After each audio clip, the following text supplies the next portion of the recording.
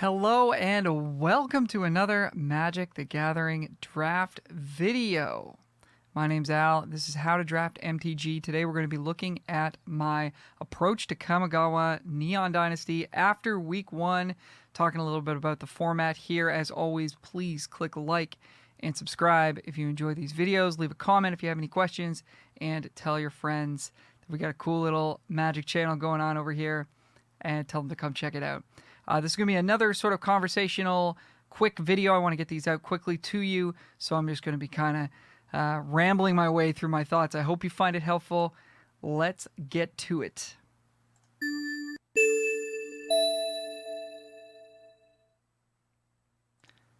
We're taking a look at our 17 lands, 2-color deck win rates.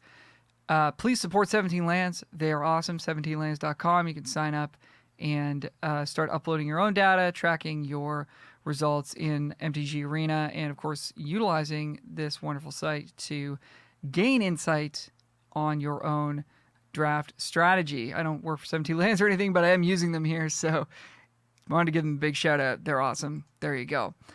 So as always, keep in mind this base win rate here, 2-color decks on average. The users of 17 lands win at a 56.6% clip. So rather than looking at things in terms of is it better than 50-50, we have to look for the purposes of this data, is it better than 56.6 or worse than 56.6? This format's pretty balanced, and we'll just take a look at each color pair here very quickly. Azorius coming in a little below average. In my opinion, that's because the vehicles thing didn't really work out, but there is sort of a Tempo Flyers ninjutsu sort of blue-white deck that I think is pretty decent, and so if you're drafting it, that's the direction I would want to go. I want to have a lot of cheap one-mana Flyers, which white-blue has access to, and some good ninjutsu payoffs to make it worth it to play this color pair. So I would not lean into the vehicle synergies here. Dimir black-blue, about a percent over average here. This is one of the better decks in the format as the data is sort of shaking out. Obviously, the Ninjas deck, there's a lot of great enablers in blue and black and some really solid payoffs, and there's a good amount of support at common here for this deck. So this could be one of the best decks at the end of the format. I could see this supplanting green-black as the best deck in the format. So this is one to watch out for. I don't have a ton of experience drafting it myself, but I've played against it, and it's certainly very powerful, and the data shows that. Rakdos, black-red artifacts. This is actually the only red deck that's performing above average, and it appears to be more of a aggressive style deck rather than a total grind deck, but I believe that it has some staying power in the late game due to some of the grindy value engines that black-red does have access to. So if we're drafting red, we certainly want to be drafting black, as we'll see going forward. Red-green, not really a deck that came together under any sort of strong synergy or card quality.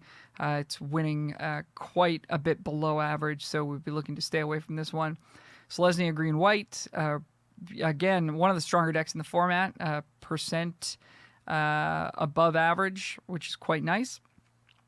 This is the enchantments deck.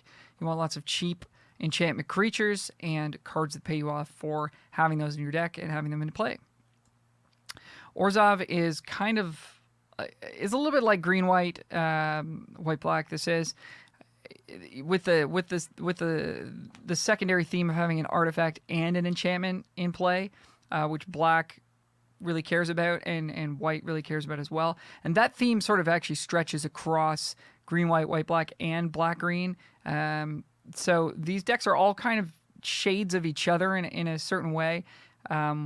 With white, black, we want to be generating value with sagas, as we do in green, white. We want to have a lot of enchantments in the deck because enchantments, generally speaking, in this format are better than the artifacts. and they just sort of have a broader application. So these decks, I think, are quite similar. There is an aggressive version of white-black and of green-white, which relies pretty heavily on Machiko's Reign of Truth, and that card is super powerful. So that can certainly be built that way. But I think as a baseline, it's sort of a grindy value deck. And then, of course, the king of grindy value decks, Golgari, black-green, has regressed a little bit. This was a 61% winner very early in the format. It's now 58.6. It's still the best deck in the format according to 17 lands. But we're seeing that regression, and we're seeing decks like Selesnya and Dimir sort of creep up. So that's in part because this deck is harder to get into now. But it's also probably in part that people are getting better at building ninjas and building white-green. So a combination of factors here. But this deck is still super, super good. And it just relies on a super high quality of card and a bunch of sort of micro synergies within the archetype where, depending on what you've got in your pool, you can build the deck sort of a number of different ways. And all of them are quite effective. I had an aggressive version of black-green, which was like, it was okay. It wasn't amazing. And again, I think this is a deck that relies heavily on the sagas and the ability to reuse those sagas and just generate a ton of value. Green-blue, sort of an offshoot of black-green. It's a deck that I do like to sort of find myself in. Personally, I really like to be any combination of black, green, and blue.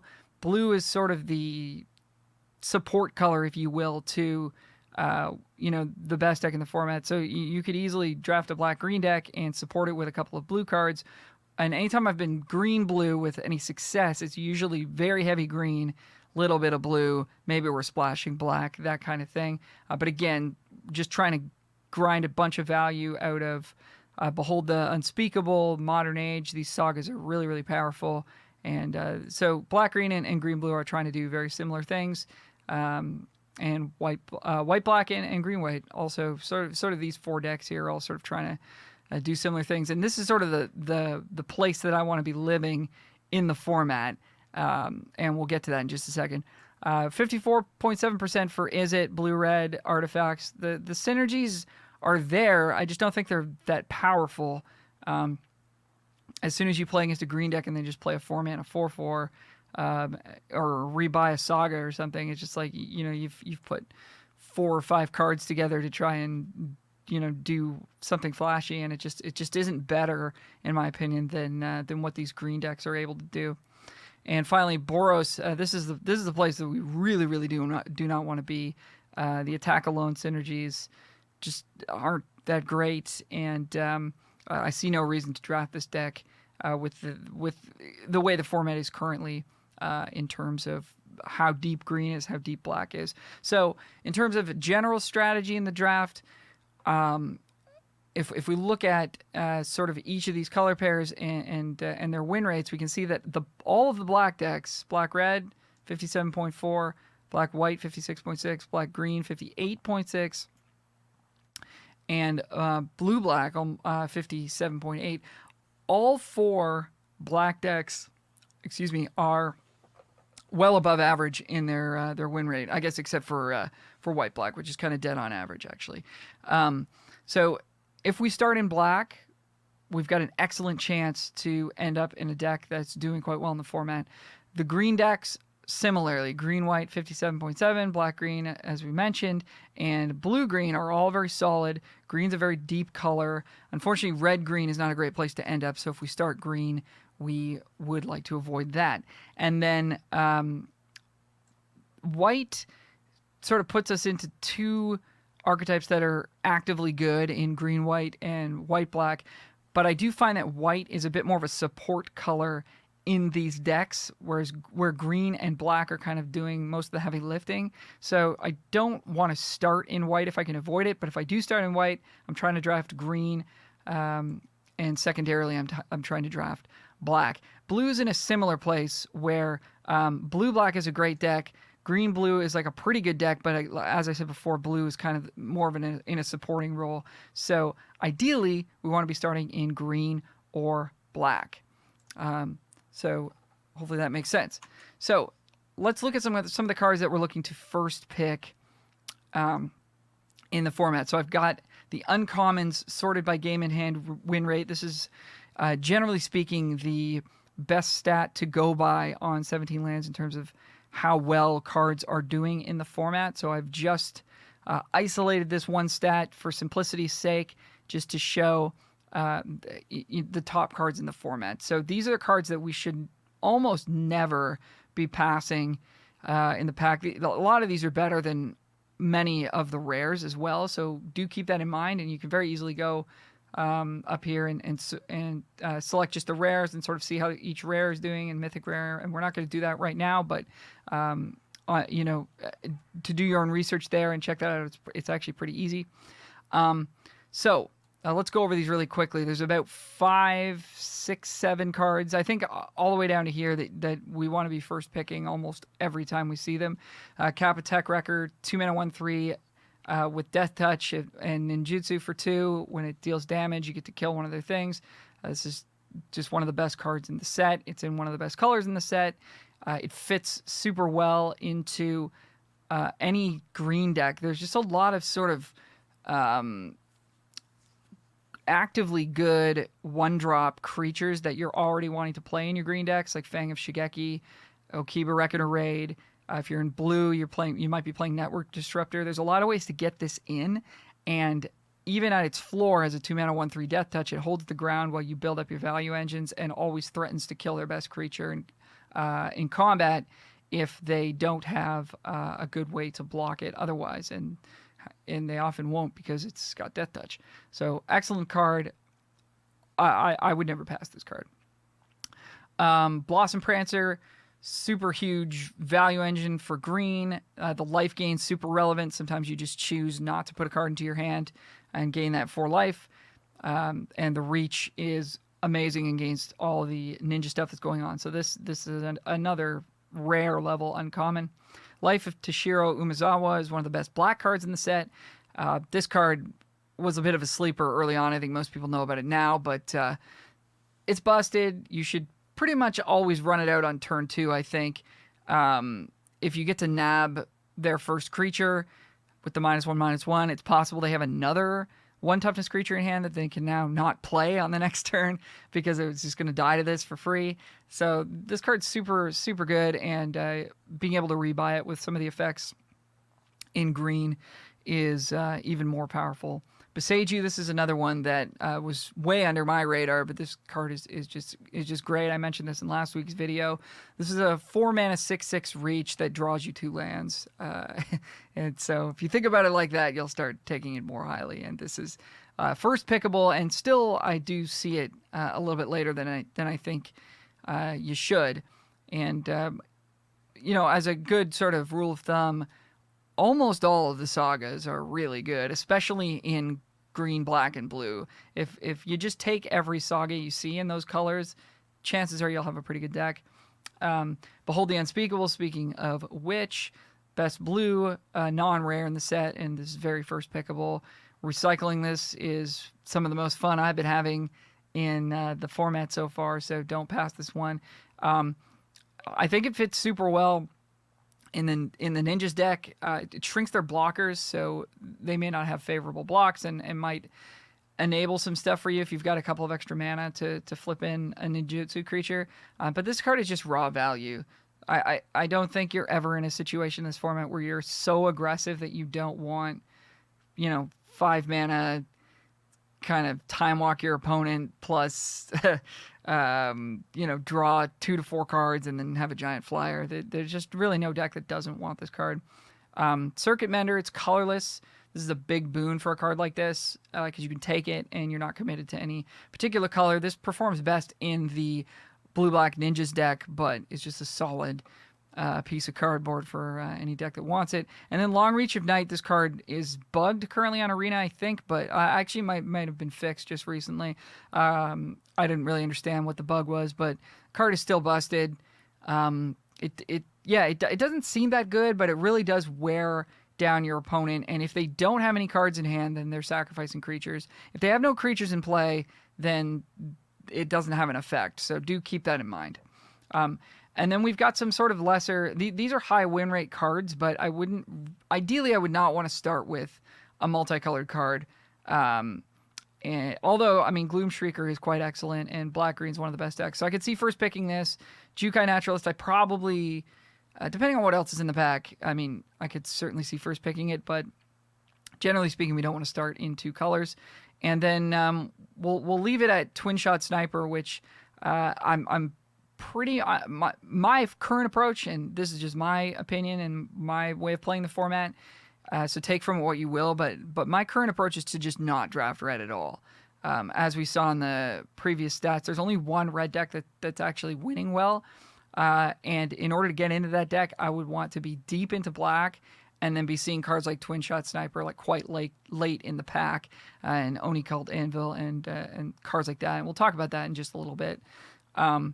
Generous Visitor is a card that I would first pick.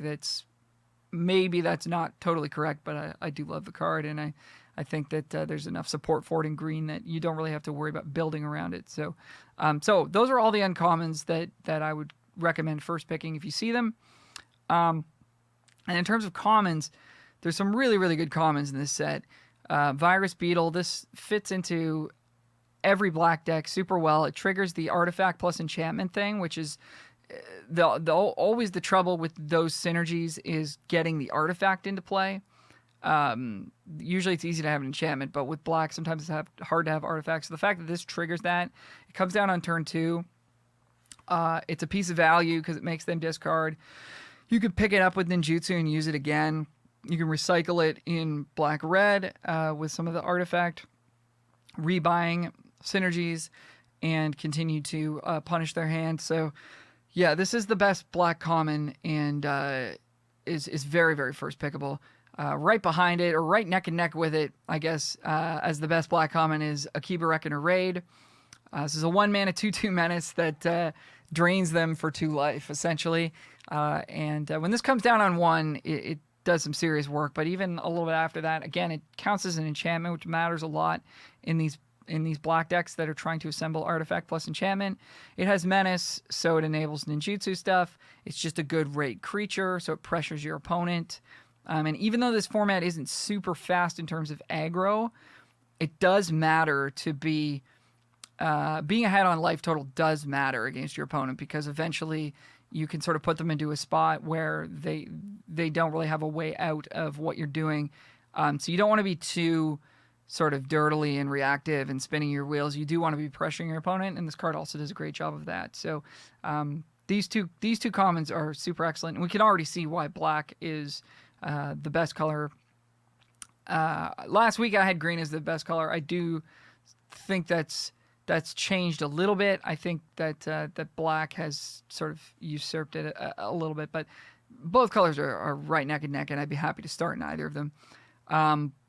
Then we got Network Disruptor. This is going to sort of lead you into more of a blue-black direction, and the deck is good enough that it's buoying the win percentage of this card. But if you're in blue, you want to have a bunch of Network Disruptors, so this is a great reason to start drafting blue. Spirited Companion, again, just fits into a ton of great decks. Green-white, black-white, both want this card. Blue-white, not so much. Red-white, not so much. But green-white and black-white are both really good decks, and Spirited Companion does a lot of work in those decks.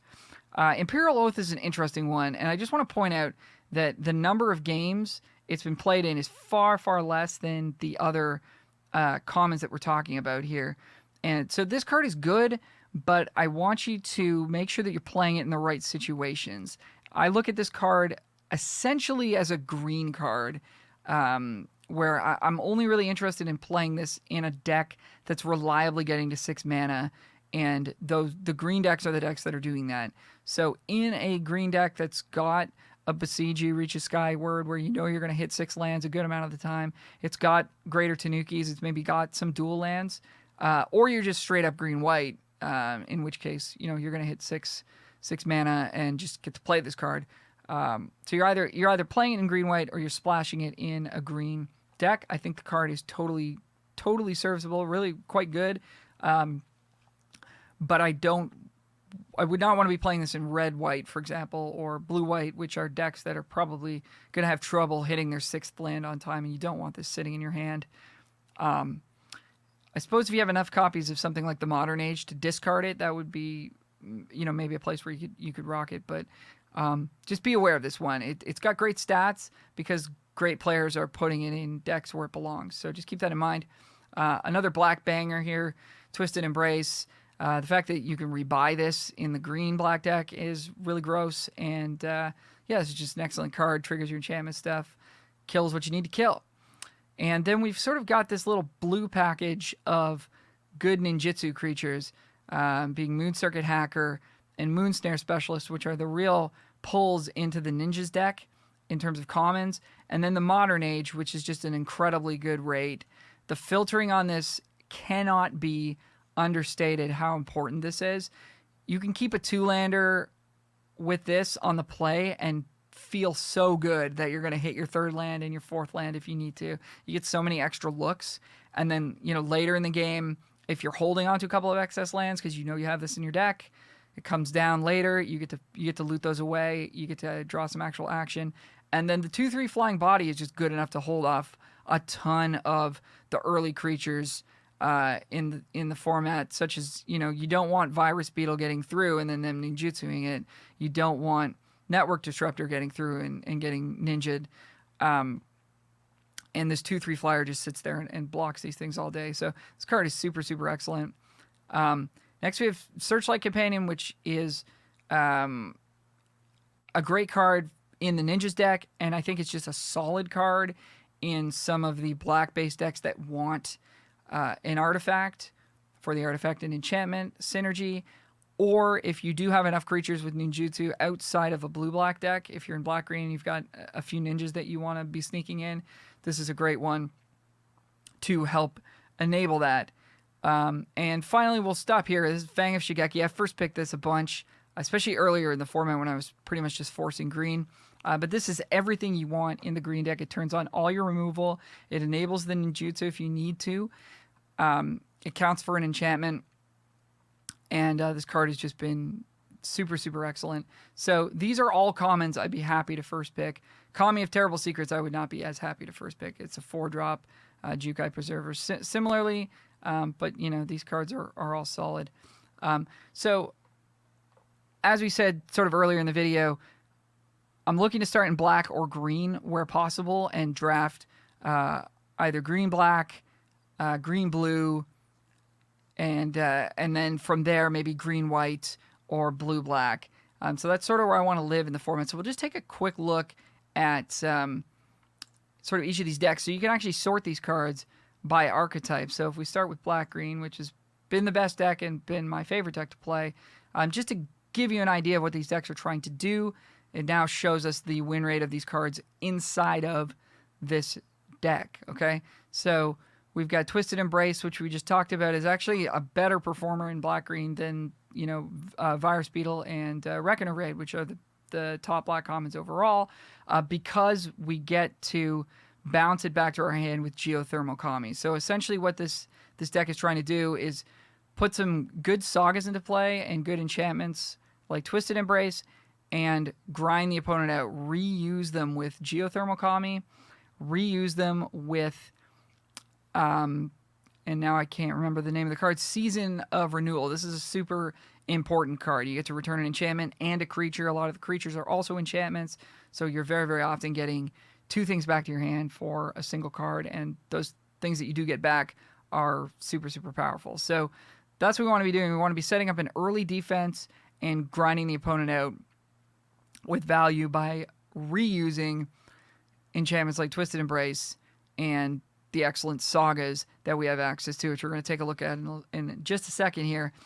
We can see Imperial Oath is doing quite well in this deck. Again, just make sure you have a good mana base to splash this. As you can see, it's played far less often than most of these other cards, so just be aware that there's a time and a place for it, but it is a good fit in this deck. Shrine Steward, I was pretty interested to see this performing as well as it is. Again, it's a small sample size, but if you do happen to have the Shrines, or if you've got a couple of Twisted Embrace, this can find them for you, and you're just trying to make a deck full of 2-for-1s, and this is just another 2-for-1. So as long as your curve isn't too high at the top end, this card would perform totally reasonably well.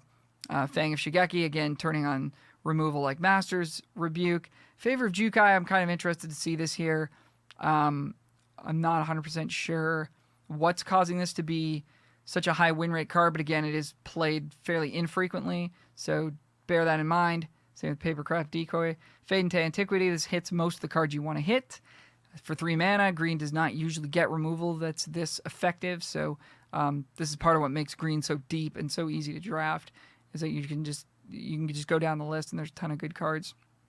So that's essentially what Black Green's trying to do. Oh, and I will touch on Kami of Terrible Secrets. So this is a card that is really, really great if you can reliably trigger it. And the most important part about triggering this card is making sure that you have an artifact. So hopefully you've picked up a couple of Virus Beetles. If not, this is where a card like Searchlight Companion comes into play. This, it's got a 58.1 win percentage in this deck. This deck is just really good, so a lot of these cards have inflated win percentages because of it, but this card is totally fine in this deck, and you definitely want to pick a couple up if you've got any Kamis. That's totally a solid game plan for this deck. If we go to the uncommons really quickly here, the same, super solid green uncommons at the top, and this deck just gets to use all the best cards in the set. All these sagas are completely bonkers, especially when you're rebuying them. Life of Toshiro, Long Reach of Night. You can see people are splashing for Twin Shot Sniper, not very often, only 259 games, but you could definitely do that. I'm not a huge fan of it in this deck. I don't think that 2 damage is really that meaningful, but you can do it if you want. Beseiju, another just great saga for you, and Gloom Shrieker to buy all these sagas back and just do it all over again. So this is the strategy that I've had the most success with, and I find it super fun. So we'll quickly look at blue-green, and again, we have sort of the top uncommons that you would expect. Circuit Mender, which was also a top in the other deck we just looked at. Just a super solid card. Gums Up the Ground, gives you some value, gives you some life gain. This is all really good stuff. Tech Wrecker is one of the best cards in the set. Behold is one of the best cards in the set. So this is another deck that just gets to use some of the best cards that Kamigawa has to offer. It's a little shallower in the uncommon department. You start to get into some of these splash cards, which you can totally do. You can splash Twin Shot Sniper. You can splash Touch the Spirit Realm. You can splash Long Reach of Night. And as I said, sometimes the black, green, and blue-green decks do bleed into each other a little bit with splashing if we have ways to splash with good dual lands or Greater Tanuki to go find those lands.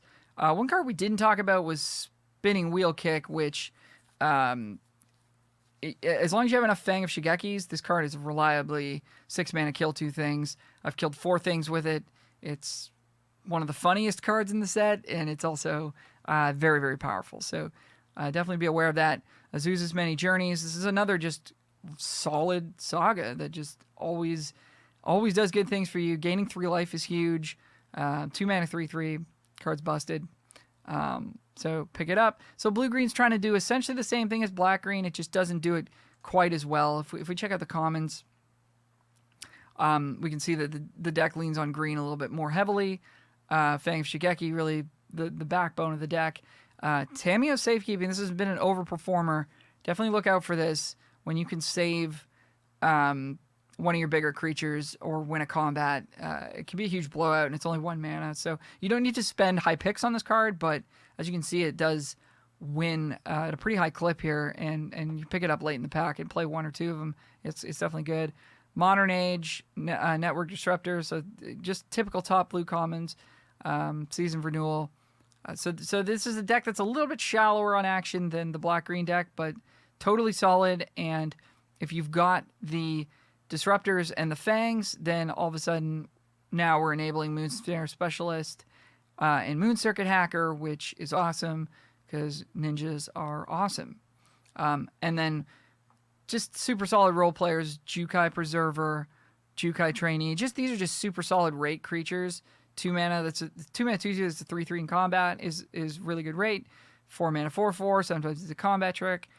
Both of these green-based decks, black, green, and blue-green, get to just sort of have this deep roster of cards like this. So there's just a lot to choose from. And then past that, if I can't get into either of those decks, I'd next be looking to get into white-green, and followed by blue-black, just because I have a little bit less experience drafting blue-black. I think blue-black's probably a better deck, and I mean, I need to get more experience with it and get better at it, but if I'm in my comfort zone, I'd want to go to green-white next, because, again, it just leans on that same core of just awesome green commons. And these are, again, Tales of Masters Sheshiro we haven't talked about yet, but this is good in any of the green decks. Season of Renewal, Fang of Shigeki, Master's Rebuke, all these cards show up again. And we're just recycling sagas, getting value, and putting big things into play. And one card we have not talked about, I talked about it last week's video, Commune with Spirits. This is a big-time card. It's getting harder and harder to get this late, so you may need to spend a little bit of higher picks on it, but it's worth it. Having a couple of these in your deck means that you've got extra looks for lands if you're trying to splash. If you've got a couple of dual lands to splash other cards, this makes it easier to find them, and it helps you find your best cards. Many of your best cards in your deck are going to be enchantments, so being able to put those into your hand more frequently is really, really meaningful. So this card looks like a card that's just been bad in previous sets, or it looks like it doesn't really do anything, but the fact that it helps smooth your draw in the sense that if you need a land, you can find one, and if you don't need a land, you get to find one of the best cards in your deck a lot of the time, is really powerful. If you have two of these, you can probably cut not a forest, but a non-forest land and play 16 lands. If you've got sort of 9+ green sources, I would say you could do that and reliably use this to replace a land. And then, if you have a 1-land opening hand, you can use this to find your second land quite reliably. So, and if we just look at the uncommons, again, this deck is just trying to do the same thing as these other value decks. Interestingly, Twin Shot Sniper shows up again as a high win rate splash. So maybe worth splashing, very low sample size. I personally, I wouldn't do it, but the stats suggest that maybe I'm wrong there. So again, just some of the best cards in the set here. Blossom, Prancer, Tech Wrecker, Beseiju, Splash for Toshiro. We haven't talked about Sky Turtle yet, but this is very splashable in any of these decks. Single blue. You can get into some crazy loop stuff by channeling it for its green ability. I've lost to that a bunch. And then the one card that really defines this deck differently than the other two green decks we talked about is Michiko's Reign of Truth. And this it doesn't make you an aggro deck, but it does give you aggro wins kind of out of nowhere. So this is a card where as green gets more and more contested, if black-white starts to be more open, then this is a card that you could sort of first pick and try to force in that direction if the format starts to skew that way. I don't think it will, because a lot of the best commons are black, so I think black is going to continue to be sort of contested, and green is more contested now that people know it's good. So that's the only problem with this card, is it does rely on having good black and green cards around it. So thinking ahead to future weeks of this format, as black and green get more difficult to draft, I'm sort of starting to think it's like, okay, well, how am I going to pivot to find another deck to draft if these decks become too contested. You can splash Behold in this deck. So again, just all the same sort of stuff. And then finally, blue-black would be another off-ramp if we're starting black. Again, gets access to some of the best cards in the set. Toshiro Mizawa, Circuit Mender's at its best in this deck, because you can attack with it, rebuy it with a ninjutsu. Like, your opponent's not going to want to block this and trade with it because they don't want you to draw the card. So they'll say, okay, no blocks, and you'll say, cool. Ninjutsu, and pick it up. You get to draw the card, and you put your ninja into play, and then you get to play this again, gain 2 life. This card is absurdly good in this deck. So starting with an early Circuit Mender could definitely sway me into wanting to draft blue-black a little bit more. Behold, super busted. I'm curious to see Dockside Chef here. I'm assuming that's because of Searchlight Companion, which is quite good in this deck, which creates an extra body when it comes into play. And then if you ninjutsu it back to your hand, you can continue to do that and create more bodies. I'm thinking that's sort of what's going on here. Also, sacrificing your virus beetles once they're not useful anymore could be pretty nice. This is a card to look out for. Long Reach, again, super solid. We haven't talked about Roadside Reliquary yet. This is a card that I would play in any of the decks we've talked about, as long as you've got a reasonable amount of artifacts and enchantments. You'll always have enough enchantments, but as long as you have enough artifacts, play this as your 18th land, so that you don't... It's like a spell that doubles as a land. Think of it that way. You don't want to be cutting colored sources for this, I don't think. The Hover Bike's not a card I really care for, but it does sort of open up a window for you to get in with the ninjas. So you flash this in, you tap their blocker at the end of their turn, you crew it, you attack, you ninjutsu this back to your hand, and sort of rinse repeat. So it is an enabler. It's not a card I'd be looking to take highly. I'd want to take this a little bit later. You probably won't get to, though, because the artwork's really cool, so people are just going to take it. But I guess we can talk about Silverfur Master. I haven't seen this in play too much yet, but obviously the card's quite powerful, and just a solid rate creature. I would not first pick this. I would wait to have a good roster of black cards and be, maybe if I see this pick 4 or 5, being like, okay, black blue might be happening. I've already got some black. Cool. I would not want to start with this and try to force this deck. Because I think that just closes off way too many avenues, with black, green, and black, white being super strong as well. And then if we look into the commons here, this deck has a really, really deep common win rate. Virus Beetle is just off the charts, 65% win rate in this deck.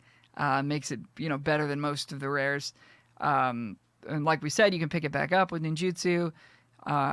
It's just good value. It counts as an artifact, which matters some of the time.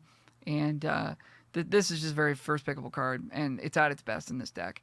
Network Disruptor, likewise, very first pickable, at its best in this deck. It enables ninjutsu.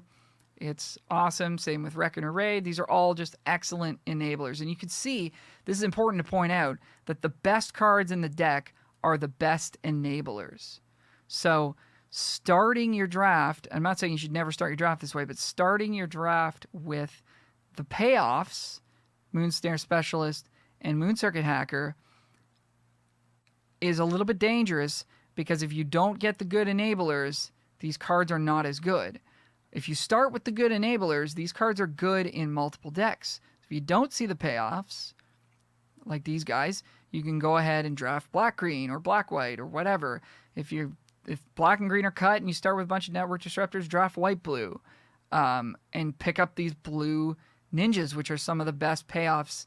Anyways, there's not really a lot of black ninjas at common that you really care about. It's these blue ones. So making sure we have the good enablers first is very, very important with this deck.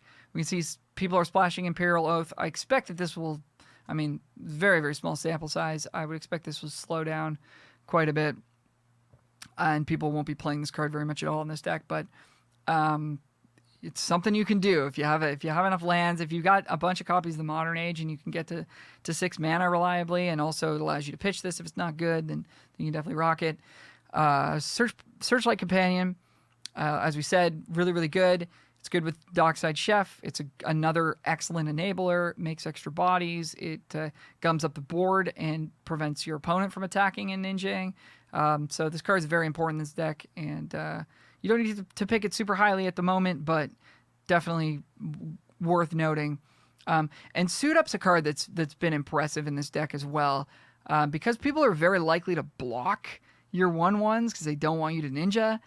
You can get a 2-for-1 out of this fairly often. I wouldn't play more than 2, but you can definitely play it, and I think it's certainly a strong card. And then the 2 good ninja payoffs in the Hacker and the Specialist. These are sort of the best reasons at common to be in this deck. And then if we have enough of the good enablers, which we should be drafting highly, Virus Beetle, Network Disruptor, it's pretty easy to turn on the Kami of Terrible Secrets. This deck will struggle a little bit more, actually, probably on the enchantment side than the artifact side. But Modern Age, Twisted Embrace, and Akiba, Reckoner Raid are all cards that we actively want to play. So Kami of Terrible Secrets is totally solid in this deck. And yeah, those are sort of the key pieces and how I would approach drafting the deck. And just quickly, we'll look at black-red. This is the only red deck that I'd be interested in getting into right now. The way that these win rates are shaking out, this is all just theory crafting on my part. I haven't really played with the deck. But the way these win rates are shaking out, the fact that Clawing Torment is a 58.4 in this deck says to me that this deck wants to be aggressive, wants to attack. So I would just keep that in mind. Akiba Reckoner Raid, really good here. Synthesizer's the best red common. This is the best home for it because there are ways to incidentally sacrifice this and get extra value. So, these are sort of two of the cards that we want to have a lot of copies of. Virus Beetle, again, just great. And then, Kami's Flare is good, but something like Voltage Surge is not as amazing as it seemed to be in the spoilers. So just be aware of that. Make sure you've got a lot of the good black cards, Twisted Embrace, Virus Beetle, Reckoner Raid, before you dive into black-red, because it's just not as deep at common. But I do believe that it wants to be an attacking deck.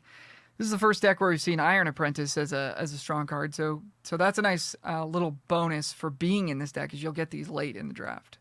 And if we just take a quick look at the uncommons, in a deck that looks like it should be super synergy heavy, you're still just trying to play the good cards. Just play the good sagas. Those are going to still be the best cards in your deck. This is a great home for Twin Shot Sniper. Again, Kumano faces Kakazan. It's not an artifact synergy card. It's just a good card. So put it in your deck, do your thing. Hopefully you have enough artifacts to make Patchwork Automaton good, and then Oni Cult Anvil to sort of slam the door.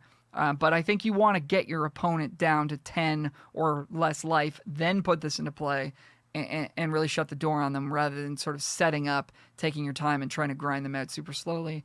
I think the green decks have enough life gain and they go over the top well enough that they'll just go right over you, and just cast Fade into Antiquity on this thing, and you're just not going to get anywhere, because you don't have any card draw, and yeah. So I think that's where this deck struggles. I would want to see an aggressive low curve pushing a lot of damage style deck. But I'd love to hear from you guys in the comments if you have success with black red or any of the decks I haven't talked about or have talked about. If you think I'm wrong about something, or if you've had different experiences or different strategies to building these decks, please do let me know in the comments. I'd love to hear from you. This is a bit longer of a video and a bit more sort of train of thought, but hopefully you find it helpful. Again, this is just the best way for me to get these out really, really quickly. So in summary, try to start in black, try to start in green where possible. I try to get into some kind of black-green value deck or blue-green value deck using a lot of sagas, or white-green or black-white, or the blue-black ninjas deck. And then from there, I'm hoping to really just not draft red at all, and not get pushed into any of the other combinations. I will stick my flag in the ground pretty deep, trying to sort of stay in green or black and not get pushed off of them in the draft, just because of how powerful I feel the decks are and how deep they are, and just how weak I find the red decks to be. And again, this could all change in the future, and as I learn how to build decks a little bit better, or as people start to build them a little bit better and we start to gain more information, maybe I'll be coming back to you next week saying, draft red. It's super open. Nobody's drafting it, and this is how to do it. But for now, I think black and green are sort of the places to be, with blue and white being good support colors for them, and red being something to avoid. Okay, so with that, we will see you on the next one. Thank you so much for watching. If you'd like to click like and subscribe, I'd appreciate it very much. Good luck in your drafts. We'll talk to you very soon. Bye for now.